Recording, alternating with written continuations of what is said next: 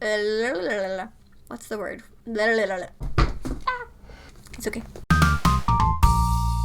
Hey fellow fiction fanatics, I'm Chase. Welcome back to my channel. Today I'm going to be telling you some bookish things about me. So I'm going to be telling you 16 bookish things about me. I'm also learning American Sign Language, so I thought I'd teach you how to count to 16 as well. So in sign language, you can count from 1 to 999 all on one hand. So I'll be teaching you how to count from 1 to 16 today. This is just a fun video that I decided to do, and I hope you like it. Alright, number 1 is I hated to read as a kid.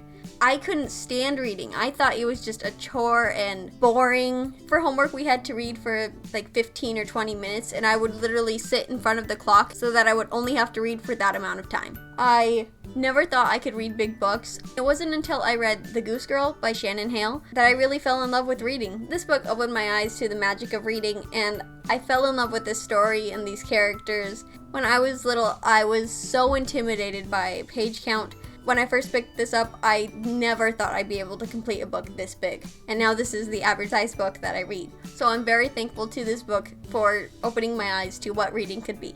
Number 2 is that I rarely buy books. I mainly just use my library, and that's how I read my books. Once I've read a book and fallen in love with it, that's when I decide I want it in my collection. Number 3 is that I love bookmarks. This box here is full of bookmarks, and I absolutely love bookmarks. I collect bookmarks. For each book, I actually assign a bookmark to that. I go through all of these and pick out the one that's perfect for that book, and that's just a little something about me. Number 4 is I struggle with reading out loud. I just feel like I'm really choppy and I don't do the book justice. In my head, like, I'm totally fine, but once I try to verbalize it, I don't know, it's just a struggle for me. My grandma is fantastic at this. I remember her reading to me when I was little and just, wow, she is so good at this, and I wish I could read books out loud like she does, because she's just amazing at that. Number 5 is that page count doesn't really intimidate me, but font size does. Like, a book could be this big but have tiny font size, and I'm going, ooh, nope, I can't do it. But a book could be this big, and I have no problem. I'm just like, okay, I'll get through it. Let me know if page count or font size intimidates you as well. I'd love to know in the comments down below. So for number 6 is you're touching your thumb to your pinky. For number 6, when I start listening to audiobooks, for some reason my internal thoughts start sounding like the narrator. Does this happen to anyone else? Because it happens to me. I have to stop and go, that's not my inner voice. Be like, no, that's not how I think. I'd love to know if anyone else feels this way, because then I know I'm not alone. And number 7. So 7 is where we touch our ring finger to our thumb. Number 7 might seem a little blasphemous to some people, but personally, I actually like to watch the movie before reading the book. I used to be totally against this. I'd be like, why would you not read the book first? But I've noticed as I read more and more that if I watch the movie first and then read the book, I can enjoy both of them. Whereas if I read the book first, then the movie's just almost always worse. And then I don't get to really enjoy that. I'm just more disappointed. Oh, they forgot this. Oh, they didn't do that. I didn't like the acting, blah, blah, blah. But if I watch the movie, I go, oh, that's really good. And then I read the book and I'm like, wow, the book has so much more to offer. I've just learned that that's the way I like to do things. I'd love to know what you think about this, so let me know in the comments. Number 8 is when we touch our middle finger to our thumb. And number 8, I'm going to talk about my stance on ebooks and audiobooks. I absolutely love audiobooks. Audiobooks are fantastic because I can do multiple things while listening to a book. I can drive while listening to a book. I can do chores. Basically, it's hands-free reading, and I love that.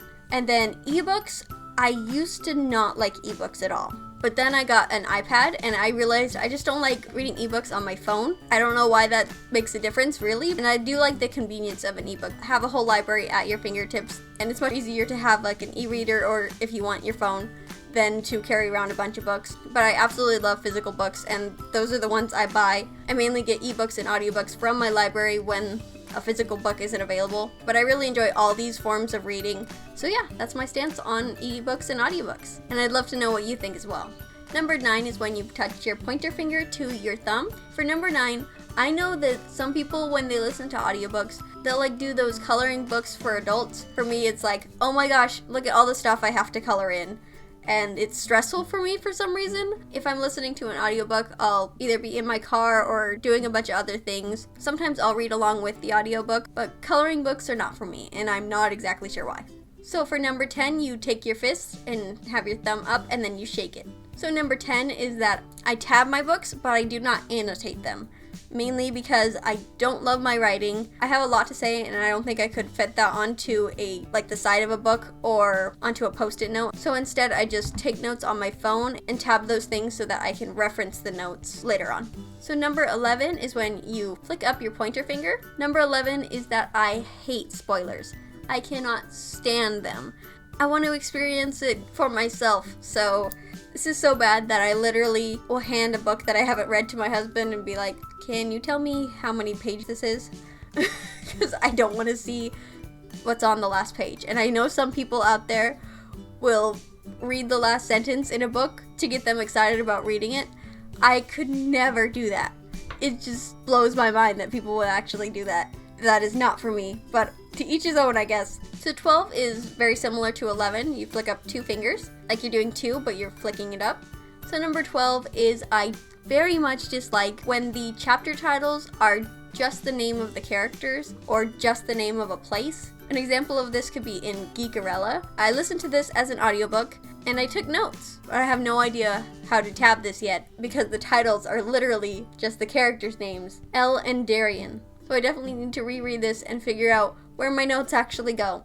If the chapters had had both the character's name and a number, that would have been far more helpful and I would have appreciated that. Example of just having the place would be the 3 Dark Crowns series. I really did enjoy this book. I just wish the chapters had been formatted better. Number 13, so it's basically 12, but you have your thumb out.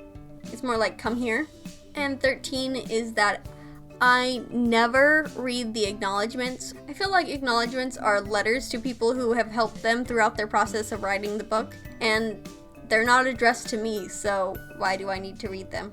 If I know that I'm acknowledged in the book, or if it starts off with to my readers or something, then I would read it. But I feel like that's a personal thing between them and I don't need to read that. I also don't read the sneak peek chapters. If I read that, I'm just gonna want more than I already do. So I'm just gonna wait for the next book. I know that's probably weird to some people, but that's just how I am. Number 14 is 4 fingers and bring it down. So 14. So for 14, I don't do multiple editions. I don't really get it for myself. For other people, sure, if you want to have multiple editions, go ahead. For myself, I just don't really see why I would have multiple editions. I'm just gonna buy one edition of that book. I'm gonna find the edition I want and then I'm gonna buy that one. But I know people will collect certain book or their favorites they will have multiples of, which is totally fine if you want to do that, but personally, I don't. Number 15 is exactly the same as 14, except you have your thumb out, so 15. And we're going to talk about book organization. I think rainbow shelves are gorgeous, absolutely stunning. They are so aesthetically pleasing, but for me, functionality is 0.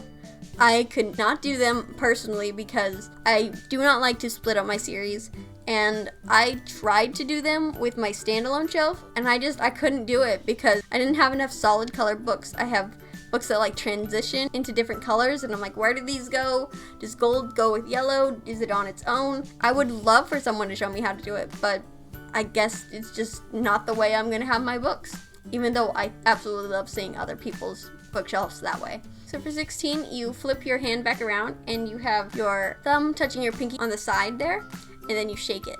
So 16. So you do that for 16, 17, 18, 19, and then 20 is like this. So 16, 17, 18, 19, 20. But I'm only gonna have 16 questions. So for 16, I actually take forever to buy books. First, I read the book and see if I like it. Once I love the book, I put it on my list of books I want to buy. Then I figure out which edition I want, and then I debate whether I should buy the book. This could go on for an excessive amount of time. I need to get over this and actually just buy the books. If I'd let myself, I would spend my money all on books. I pretty much do, but I would be far more excessive. So I'd love to know some bookish things about you. Let me know if you agree with me or disagree with me on these things. So I'd love to know any of this down in the comments. As always, thanks for watching. Don't forget to like, comment, and subscribe. And don't forget to share the loves. I'll see you next time. Bye!